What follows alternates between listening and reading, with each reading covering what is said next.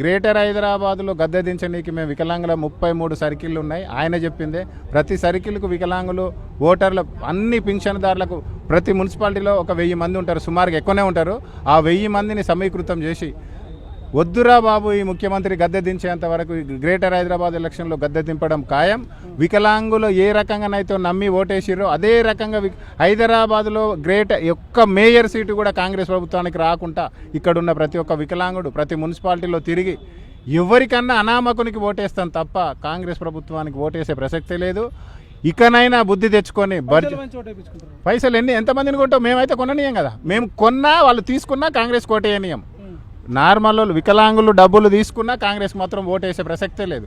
ఎందుకంటే నమ్మించి మోసం చేసిండు. ఈ 2.5 సంవత్సరాలు మాకు ఒక్కొక్క వికలాంగునికి 60,000 బాకీ ఉన్నాడు. ఆయన చెప్పిన మాటనే ఇచ్చినా మోసం చేస్తాం. ఒకవేళ ఆయనే చెప్పిండు కదా డబ్బులు తీసుకొని కాంగ్రెస్ కోటే అన్నాను కదా, డబ్బులు తీసుకొని వేరే పార్టీ కోటేయండి, ఓటే వేయకండి అని చెప్తాం మా వికలాంగులకు. డబ్బులు తీసుకోండి, కానీ వాళ్ళ ఇంట్లోకి నుంచి సంపాదించిస్తలేడుగా ముఖ్యమంత్రి. డబ్బులు ఇచ్చి తీసుకున్న ఆ సమయానికి మాత్రం కాంగ్రెస్ పార్టీని గ్రేటర్ హైదరాబాద్లో ఒక్క మేయర్ కూడా రాకుండా చేస్తామని కంకణం కట్టుకున్నాం. హామీలు నెరవేర్చడానికి కావచ్చు, సంక్షేమ పథకాలు అమలు చేయడానికి కావచ్చు, ప్రభుత్వం దగ్గర నిధులు లేవు. ఏమైనా తెచ్చి అప్పు చేద్దామంటే కూడా దొంగను చూసినట్టు చూస్తారు, అప్పు కూడా ఉడతలేదు. అంటే మాకు వచ్చేసరికి డబ్బులు లేవా? నువ్వు ఎన్ని చేస్తున్నావు? మూసి ఎస్సీ ఎస్టీకి ఎన్ని కోట్లు ఇచ్చినావు? మాకు రావాల్సిన వాటా చూపిరా నాయన. నువ్వు అసెంబ్లీలో 3 లక్షల బడ్జెట్ అన్నావు కదా, అందులో 5% మాకు ఇయ్యి. దాదాపు 300 కోట్లు వస్తాయి. ఎటువైనాయి మరి? 3,000లో 3,000 కోట్లు వస్తాయి. మా ఎటువైనాయి? ఎవరు తింటుండు మరి? వికలాంగుల పేరు చెప్పి ముఖ్యమంత్రి కానించి మొదలు పెట్టుకుంటే వికలాంగుల సంక్షేమ పనిచేసే అటెండర్ వరకు తింటారు. వికలాంగులకు మాత్రం చెందనిస్తలేరు. ఈ రాష్ట్రంలో 33 జిల్లాలకు వికలాంగులకు ఉన్నాయి కదా. ఈ ముఖ్యమంత్రి చేసిండు కదా 33 జిల్లా కలెక్టర్లు వికలాంగుల సంక్షేమాన్ని. 3 సంవత్సరాలు అవుతుంది వికలాంగుల శాఖ సపరేట్ చేయమని. సపరేట్ చేస్తే వాళ్ళకి బడ్జెట్ పెంచాలి, వాళ్ళకి లెక్క చెప్పాలి. ఆయన 6 సూత్రాలలో వికలాంగులకు లెక్క చెప్తా. ఎస్సీ ఎస్టీ బీసీ మైనార్టీ చెప్పిండు. మరి వికలాంగులు ఎంతమంది జనాభా? 130 కులాలలో మేము ఉన్నాము, మాది పెద్ద కులము.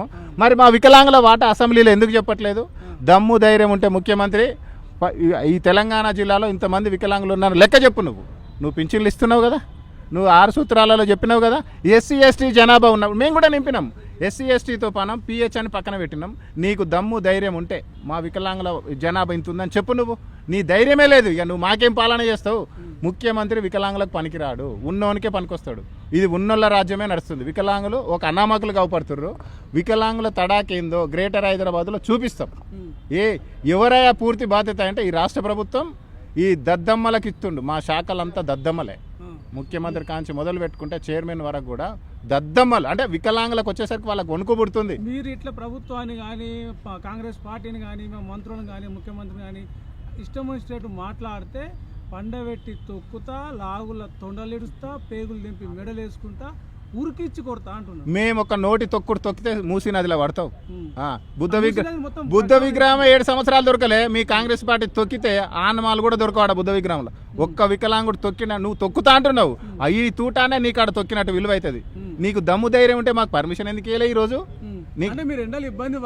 కాదు, మా ఇజ్జత్ పోతుంది. వికలాంగులు మా బట్టలు ఇప్పుతున్నారు. ఆడికొస్తే రాజ్యాంగం రాసిన అంబేద్కర్ ఆయన జయంతి రోజు పుట్టినరోజు ఆడికొస్తే మా ఇజ్జత్ పోతుంది అని సిగ్గుశరము వాళ్ళ సిగ్గుశరం కాపాడుకోనీకి మాకు పర్మిషన్ ఇవ్వలే ఈరోజు. దానికి కాంగ్రెస్కి అనుకూలంగా ఉన్న చైర్మన్ కావచ్చు, మంత్రి కావచ్చు, ముఖ్యమంత్రి కావచ్చు, ఈ దద్దమ్మలు మాకు భయపడే మాకు పర్మిషన్ ఇవ్వలే. చేత కాదు. 3.5 సంవత్సరాలుగా అయినాక నీకు పరిపాలన వికలాంగులను పరిపాలించలేనప్పుడు నీకు ఈ రాష్ట్ర ముఖ్యమంత్రి అర్హతనే లేదు నీకు.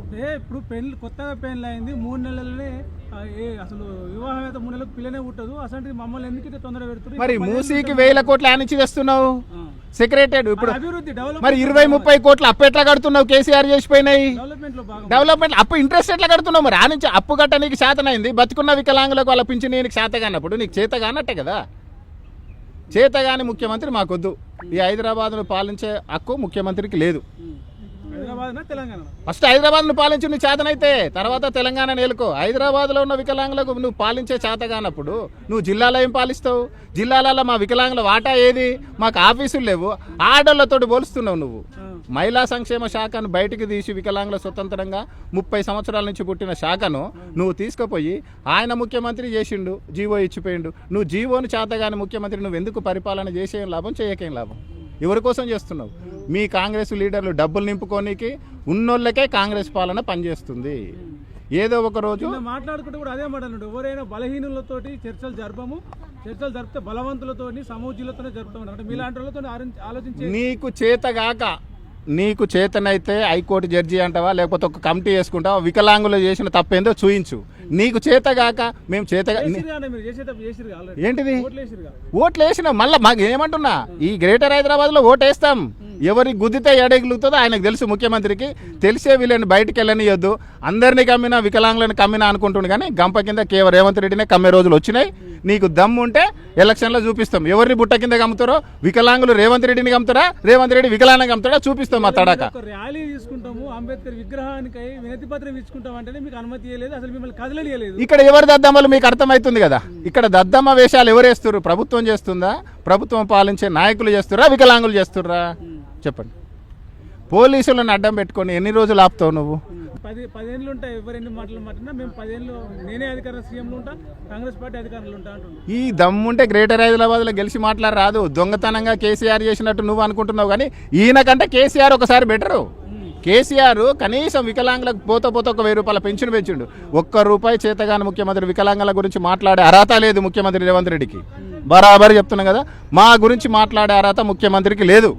ఉంటే చేతనైతే రా, నువ్వు బయటికి రా, మరి బయటకు వచ్చి మాట్లాడు. ఒక ప్రెస్ మీట్ ఇన్ని రోజులు 3.5 సంవత్సరాల నుంచి వికలాంగుల కోసం మాట్లాడాను. నువ్వు ఎవడు దద్దమ్మా బయటకు వచ్చి మాట్లాడు. ఇంత గట్టిగా మాట్లాడుతున్నావు, ముఖ్యమంత్రి హోదాలో ఉన్న వ్యక్తిని అడ్డగోలు తిడుతున్నావు. ఎవరికి ముఖ్యమంత్రి? పెడతాడు రేపు జైలు పాలు చేసి. నీకు చేతగాక వికలాంగుల చట్టాన్ని వాళ్ళు ఏమనుకుంటుండంటే రోడ్డు మీద దొరికినట్టు అనామకులు మాట్లాడుతుండు తప్ప ఈ ముఖ్యమంత్రి మమ్మ అనిపించుకోనికి, ఆయన సీటును కాపాడుకోనికి పాలన చేస్తుండు తప్ప దమ్ము ధైర్యం ఉంటే నిజమైన వికలాంగులకు కానీ అడుగు బలహీన వర్గాలకు కానీ వచ్చి పబ్లిక్లకు వచ్చి మాట్లాడమను. ఏదో గప్పాలు మీడియా ముఖ్యమంత్రిని హోదా అని చెప్పి మీడియా ముందు మాట్లాడినట్టు కాదు. నేను ఉస్మాన్ యూనివర్సిటీకి వచ్చి నీకు దమ్ముంటే వికలాంగుల ముందుకు రా, డిసెంబర్ 3వ తారీఖు వికలాంగుల ముందుకు రా, నీకు దమ్ము ధైర్యం ఉంటే వచ్చి మాట్లాడు. నువ్వు వచ్చి వికలాంగుల ముందుకు వచ్చి మాట్లాడు. ఎవరికి దమ్ముందో లేదో చూపిద్దాం. నువ్వు 1000 మంది పోలీసు వాళ్ళని తెచ్చుకో, నువ్వు వేడికి రమ్మంటే చెప్పు, ఆడుకొస్తాం. మా తన ఏముండవు కదా, మా తన గన్నులు గిన్నులు ఊరికొచ్చి ఏం లేదు కదా. అయ్యా మరి అంత భయం ఉన్నప్పుడు ఎందుకు మాట్లాడాలా? మరి అంత భయం ఉన్నావు, నీకు దమ్ముంటే బహిరంగ చర్చ పెట్టు. చంపుతామేమో మరి అవకాశం వస్తే. రాజీవ్ గాంధీనే బాంబే చంపినప్పుడు ముఖ్యమంత్రిని చేసేది కష్టమా? అట్లా అనుకుంటే మేమేం చేస్తాం మరి.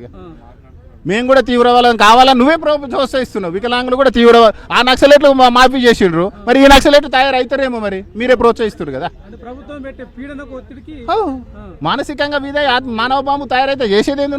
నువ్వే అంటున్నావు కదా. మీ తనకు వస్తే పానభయం ఉంది, వీళ్ళు మంచోళ్ళు కాదంటే మరి అట్లా ప్రభుత్వమే తయారు చేస్తుంది. మరి మమ్మల్ని ప్రభుత్వమే 100% ప్రభుత్వమే తయారు చేస్తుంది. ప్రభుత్వమే వహించాలా, వాళ్ళకే పడాలా. వాళ్ళు చేపించారు కాబట్టి మేము ఎందుకు శిక్ష పడతాం? ఎవడైతే తప్పు చేపించుండో వాడే బాధ్యుడు. Let's